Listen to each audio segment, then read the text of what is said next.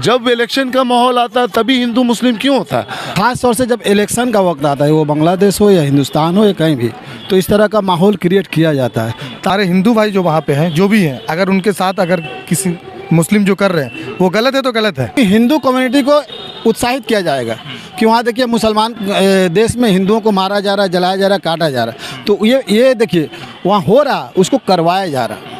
नमस्कार आदाब, मैं रज़ान सारी हिंद वॉइस पर आपका स्वागत है। जो कुछ भी बांग्लादेश में हो रहा है या जो कुछ भी कश्मीर में हो रहा है वो कठोर तरीके से निंदनीय है, उसका जो है कड़ी तौर पर जो है निंदा करनी चाहिए। अब सवाल यह है कि बांग्लादेश में जिस तरह से कोमिलिया डिस्ट्रिक्ट में 13 अक्टूबर की एक घटना को कुछ कट्टरपंथियों ने जिस तरह से हिंदू मुसलमान के रंग में बांट दिया और उसके बाद जिस तरह से वहाँ पर हिंदू परिवार के साथ जिस तरह का वहाँ पर जुल्म हो रहा है, उसमें तो ये लग रहा है कि किस तरह से जो है बांग्लादेश में भी एक नफरत की हवा चल रही है और जो कोई भी जिस पे जो है मुलजिम है या जिम्मेदार है उनके खिलाफ कठोर कार्रवाई होनी चाहिए। यहाँ पर एक ऑर्गेनाइजेशन की तरफ से, लगभग जितने भी ऑर्गेनाइजेशन है सभी की तरफ से एक प्रोटेस्ट को आयोजन किया गया है। इस प्रोटेस्ट को करने का मकसद ये है कि ये लोग इसलिए जो हिंदू बांग्लादेश में पीड़ित हो रहे हैं या जो कश्मीर में जो लोग भी पीड़ित हो रहे हैं उनके सॉलिडारिटी के लिए, उसके स्टैंड के लिए लोग यहाँ पर इकट्ठा हुए हैं। तो कुछ युवा है, उनसे जानेंगे कि किस तरह से पूरा प्रोटेस्ट चल रहा है और किस तरह से प्रोटेस्ट करने आए हैं। तो यहाँ पर जिस तरह से काफ़ी सारे लोग प्रोटेस्ट करने आए, तो प्रोटेस्ट का क्या एक एम है, मोटिव क्या है प्रोटेस्ट? जमाल भाई, सबसे पहले तो देखिए, सबसे पहले ये चीज़ हम लोगों को समझना होगा कि इंसानियत बचेगी तो हिंदू मुसलमान बचेगा। हाँ। पहले हमें इंसानियत बचाना है, उसके बाद हिंदुस्तान बचाना है।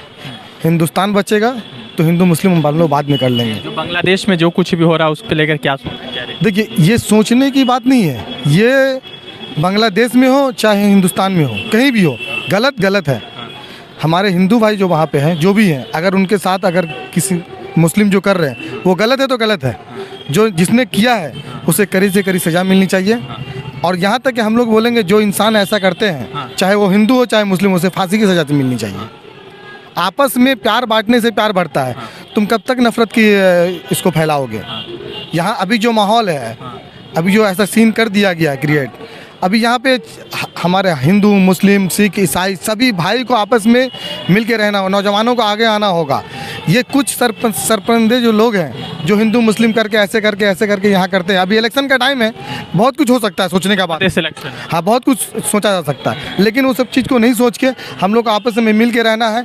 ऐसे जो लोग हैं उसको दूर भगाना है, आपस में मिलजुल के रहना है। जो भी हुआ वहाँ पे, लगता है कि हिंदू के साथ जो बुरा हुआ है, जो लोग भी है, उसको कठोर कार्रवाई होनी चाहिए, सजा होनी चाहिए। 100% होनी चाहिए। कोई भी हो, चाहे मुस्लिम हो चाहे हिंदू हो, कोई भी हो, जो गलत करता है उसको सज़ा मिलनी चाहिए।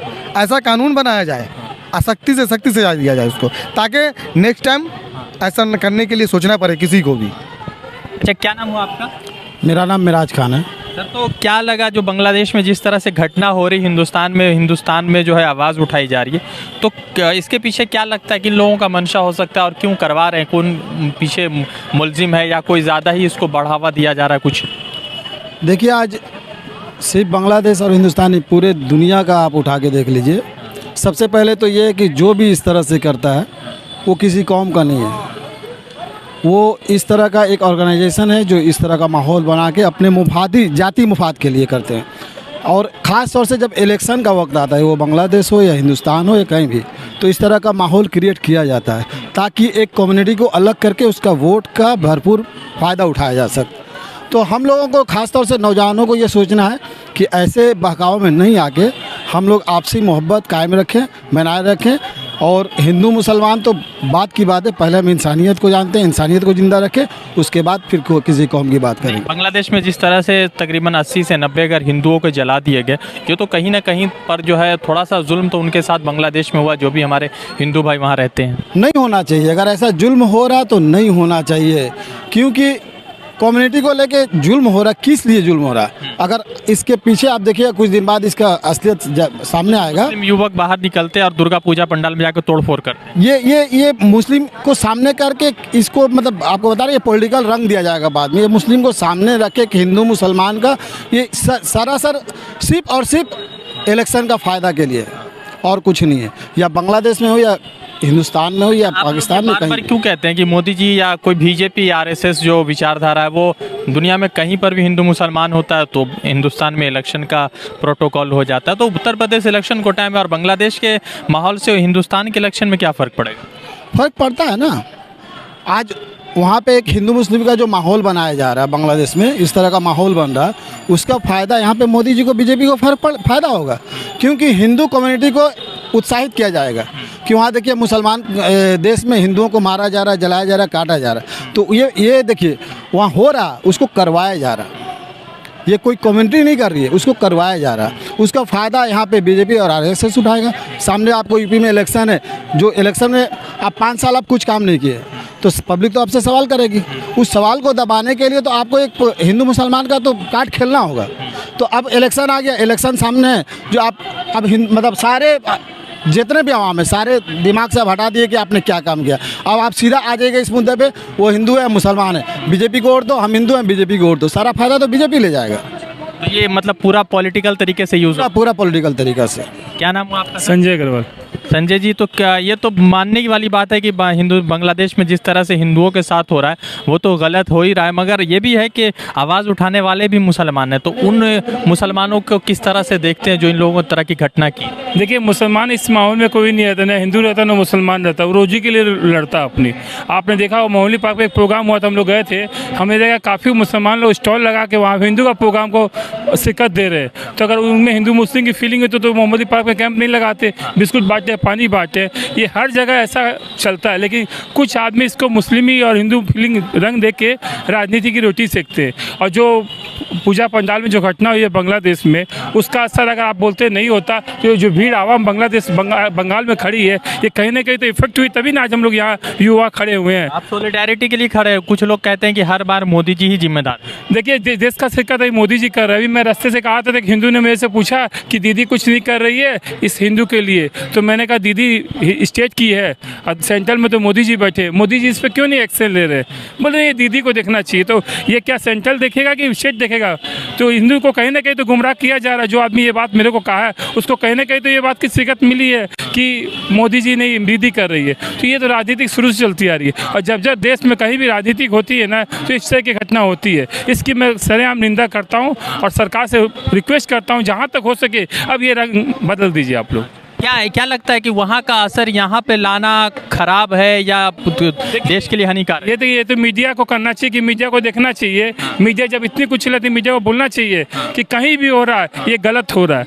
आज कुछ आदमी अपने पेपर राजनीति से जुड़े कई पेपर जो अपने पेपर बेचने के लिए रंग जमाने के देखिएगा, सब एक तो कलरफुल पेपर बेचता है जिसमें दिखा रहा है कि हिंदू ऐसा करे। ये सब बंद करे, क्योंकि मीडिया एक जरिया है देश की आवाम को सही शिरकत पहुँचाने के। क्या नाम है सर आपका? मोहम्मद जमालुद्दीन। जमाल साहब, तो क्या लगा कि उत्तर प्रदेश चुनाव करीब है और बार बार लोग कह रहे हैं कि मोदी जो बांग्लादेश में जो घटना हुआ, पहले उस घटना पर क्या बोलना चाहिए? हम चुनावी मसले में तो बात नहीं करेंगे, मगर जो बांग्लादेश में अभी जो हम लोग खड़े हैं एक इंसानी जमावड़ा है और इंसान के हित में बात करने आएंगे, क्योंकि हम लोग जितने भी हैं, अभी हमारे बगल में संजय भाई है और मैं मोहम्मद जमालुद्दीन हूँ, और हम लोग एक बैनर से आए हैं कोलकाता एहसास फाउंडेशन के जानिब से, ठीक है ना।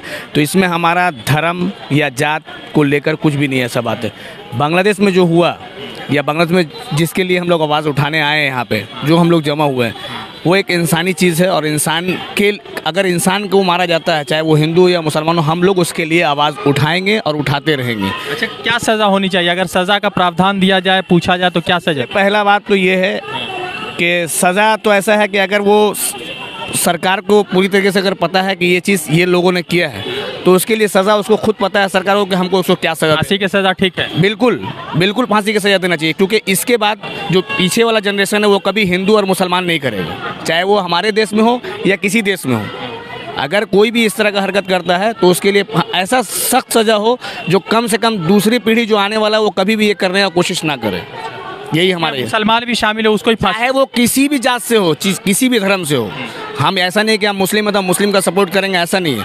मुस्लिम गलत करता है उसको भी वही सज़ा मिलना चाहिए, अगर हिंदू करता है तो उसको भी वही सज़ा मिलना चाहिए। वो दोनों ही बराबर है, क्योंकि वो किसी धर्म का नहीं है। जो अगर मान लिया मस्जिद में ढुक के 5 हिंदू अगर जाके ढुक के नमाजी को नमाज़ पढ़ते हुए मार दे, तो उसको हक नहीं है कि किसी का कोई भी पर्व या त्यौहार को उसको छीनने का।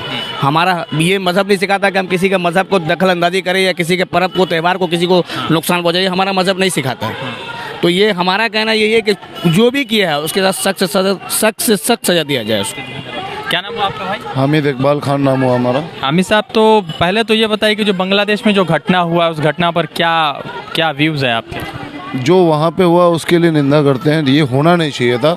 हिंदू हो या मुसलमान हो, सब एक साथ रहते हैं हम लोग मिलजुल के। अगर जो वहाँ पे दुर्गा पूजा में जो हादसा हुए हैं वहाँ पे, वो होना नहीं चाहिए। इसके लिए तो हम लोग गुजारिश करते हैं हमारे फाउंडेशन की तरफ से कि उसको फांसी की सज़ा होनी चाहिए।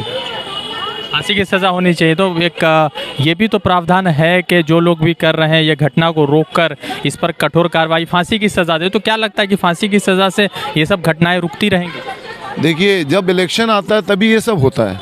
आप देखिएगा उठा तो बांग्लादेश में है, हुआ बांग्लादेश में है, मगर करवा रहा है बीजेपी वाले लोग बांग्लादेश में जी। इसलिए कि हर जगह तो बीजेपी है। अभी देखिए 4 महीने के बाद यूपी में इलेक्शन है, ठीक है। और आप देखिए अब ये हादसा हो गया। उससे पहले 5 साल पीछे जाइएगा तो पुलवामा अटैक हुआ था, आपको याद होगा शायद। पुलवामा अटैक हुआ था, ठीक है। वो कब हुआ था? इलेक्शन से कुछ दिन पहले ही हुआ था, ठीक है। तो जब इलेक्शन का माहौल आता है तभी हिंदू मुस्लिम क्यों होता है?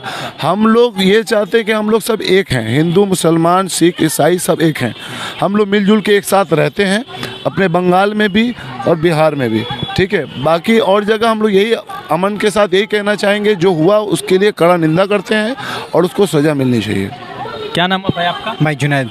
जुनैद, तो क्या लगा कि बांग्लादेश में जिस तरह से हिंदुओं के साथ हुआ, कश्मीर में भी हो रहा है, बहुत जगहों पर देखने को मिला है कि आतंकवादी हमले जो है धारा 370 और 35 से हटने के बाद आतंकवादी हमले बहुत लगातार बढ़ते जा रहे हैं। तो किस तरह से रोकेंगे, कश्मीर पर किस तरह से रोकेंगे और बांग्लादेश को लेकर क्या सोच रहे हैं? देखिए, सबसे पहले बात तो मैं ये बताना चाहूँगी, जो बांग्लादेश में हुआ वो बहुत ही गंदा और घटिया हरकत था। और बांग्लादेश सरकार से मेरी यही अपील है कि जो सब लोग जो कह रहे हैं उसको फांसी दे, वाकई में फांसी देना चाहिए। लेकिन वो फांसी जैसे नॉर्मल फांसी जो अपने मुजरिमों को देती है वैसे नहीं देना चाहिए। उसको बीच सड़क बीच मैदान में उसको नंगा करके वहाँ फांसी दे देना चाहिए, क्योंकि उसकी जो उसके साथ में जो लोग थे और जो आने वाली पुश्ती है, तो उनको कम से कम वो रहेगा कि हमने ऐसा काम किया और हमें ये सज़ा मिले। चाहे वो हिंदू रहे मुसलमान रहे, उसको कोई मतलब नहीं। सबसे पहला बात जो उन्होंने गलत काम किया। और जहाँ सवाल रहा कश्मीर का, देखिए कश्मीर और ये सब जैसे बांग्लादेश में मुद्दा हुआ, तो अब बांग्लादेश जो है, अब देखिएगा कि बीजेपी वाले जो हैं वो मैं एक न्यूज़ में देख रहा था, बीजेपी वाले, मैं कोई टीएमसी सपोर्टर नहीं हूँ ना ममता का सपोर्टर हूँ, बीजेपी वाले जो एक्स प्रेसिडेंट जो रह चुके हैं वो ममता से सवाल कर रहे हैं कि ममता ने इसके खिलाफ क्यों नहीं कहा। तो वो ममता है कौन, मुझे समझ में नहीं है। ममता क्या प्राइम मिनिस्टर ऑफ इंडिया है? नहीं है। तो ये बात दिलीप घोष जो कहा था, दिलीप घोष को ये प्राइम मिनिस्टर को कहना चाहिए कि आप आवाज़ उठाइए। ममता कौन होती है आवाज़ उठाने वाली? ममता ने एक ट्वीट कर दिया, ये एक वाक्य में सेंटेंस दे दिया कि बांग्लादेश में जो हुआ बहुत घटिया हुआ। चलिए ठीक है, लेकिन ममता बनर्जी है कौन? She is not the prime minister of India. यहाँ प्रधानमंत्री को चाहिए था शेख हसीना को फ़ोन में बात करे, भाई क्या हुआ, क्या मामला है, तुम उसको एक्शन लो। ये होता है अगर आपको वाकई में दर्द है। मगर शेख हसीना ने उल्टा दे दिया मोदी। शेख हसीना ने क्या किया? शेख हसीना ने उल्टा अपना होम मिनिस्ट्री जो है उसको, अपने होम मिनिस्ट्री को ऑर्डर दे दिया है कि भाई तुम इसको जल्द से जल्द एक्शन लो। अब हिंदुस्तान में जब ये काम हुआ था, माइनॉरिटी या किसी इंसान के ऊपर भी जो मॉब लिंचिंग हुआ था, तो हमारे होम मिनिस्टर के जो लोग हैं उनको घर पे बुला के दावत किया गया था। ये पूरा ये मेरे बोलने पे ही है कि मैं कोई मनगढ़ कहानी नहीं बना रहा हूँ, ये वाकई में एक घटना हुई थी। चलिए अब हम आते हैं जो दूसरा। हसीना तो उल्टा पीएम मोदी को दे दिया उन्होंने दवाई वाई कि आप जो है ज़्यादा कुछ ऐसा मत बोलिए कि यहाँ के हिंदुओं को फिर फ़र्क पड़े। ऐसा तो शेख हसीना ने, क्योंकि अभी जो हंगर वाला आया है, ग्लोबल इंडेक्स जो आया है हंगर का, उसमें हिंदुस्तान बांग्लादेश से बहुत पीछे आ गया। 76 पे बांग्लादेश और हिंदुस्तान 101 पे आ गया। तो कहीं ना कहीं हिंदुस्तान से तो ज़्यादा मजबूत है बांग्लादेश। तो बांग्लादेश तो उल्टा मोदी जी को पाठ पढ़ा रहा है। देखिए कहीं ना कहीं मत बोलिए, वाकई में बांग्लादेश आज के डेट में, चाहे आप धंधा बोलिए या हंगर इंडेक्स जो सबके सामने आ गया है, 101 में है इंडिया, और आपका बांग्लादेश कहाँ पर है ये आपको भी पता है, पूरे हिंदुस्तान को पता। तो ये सब कैसे हटेगा? खाली आते हैं, मुझे ये चीज़ समझ, 2-3 बात है जो अगर कोई मुझे बीजेपी वाला या आरएसएस वाला समझा दे कि नरेंद्र मोदी आके पहले प्रेस कॉन्फ्रेंस क्यों नहीं करता, ये पहले भी मैं कह चुका हूँ कि जो अमेरिका जो सबसे शक्तिशाली जो देश है उसका प्रेसिडेंट आके आपका प्रेस कॉन्फ्रेंस करता है, तो ये नरेंद्र मोदी कौन है जो प्रेस कॉन्फ्रेंस नहीं करते हैं? ये आते हैं, अपना मन की बात करते हैं, जिसको बोलते हैं जो बोलते हैं वो क्या होता है उनके बोलने से हो जाएगा। लेकिन अफसोस की बात ये है कि यहाँ पे जो कुछ लोग हैं बस ये बोलते हैं कि नरेंद्र मोदी अच्छा कर, अब उनसे पूछिए क्या अच्छा कर रहे हैं, उनके पास कोई जवाब नहीं रहता। पेट्रोल बढ़ गया, डीजल बढ़ गया, और उसी के कारण जितने भी ये जो मॉब लिंचिंग का केस है बहुत सारे बीजेपी में आ रहे नहीं हैं, लेकिन बहुत सारे आप यूपी बिहार में जाइए, वहाँ के लोकल से अगर आप इंटरव्यू करिएगा तो आपको पता चलेगा आए दिन कुछ ना कुछ किसी के गांव में हो रहा है, जो पुलिस जो है उसको दर्ज नहीं करवाती है केस। 2019 में जब धारा 370 और आर्टिकल 35 हटाएगा तो बीजेपी वाले ने कहा कि अब यहाँ से आतंकवाद का खात्मा है, और फिर जो यह घटनाएं हो रही है पिछले रोज कुछ ना कुछ घटनाएं कश्मीर में हो रही है, तो उस पर मोदी जी के लोग, मोदी जी का तो 370 और 35 से तो फ्लॉप रहा। देखिए ये कहानी क्या है मैं आपको बता रहा हूँ। हिंदुस्तान की जनता नरेंद्र मोदी को उधार दिया था, तो उधार जो दिया, उधार में उन्होंने अपना सीट दिया। अब नरेंद्र मोदी बोलते हैं कल कल कल, लेकिन इनको ये नहीं पता टुमारो नेवर कम्स, कल का दिन कभी नहीं आता। तो इन्होंने लगातार जिस तरह से कश्मीर और बांग्लादेश में जो घटनाएं हो रही है उसको लेकर कलकत्ता में मतलब देश के अलग अलग हिस्सों में प्रोटेस्ट हो रहा है, तो कुछ देशवासियों से बातचीत हो रही थी और जान रहे थे कि क्या ये घटनाएं किस तरह से रुकें, उसको लेकर अलग अलग लोगों ने अपनी अपनी प्रतिक्रियाएं दी है, राय दे। देखते हैं कि देश का क्या मूड है और कब बांग्लादेश में हिंदुओं के साथ जो जुल्म हो रहा है वो थमेगा। रज़ा अंसारी की रिपोर्ट, हिंद वॉइस के लिए जुड़ते दूसरे अपडेट के साथ। धन्यवाद।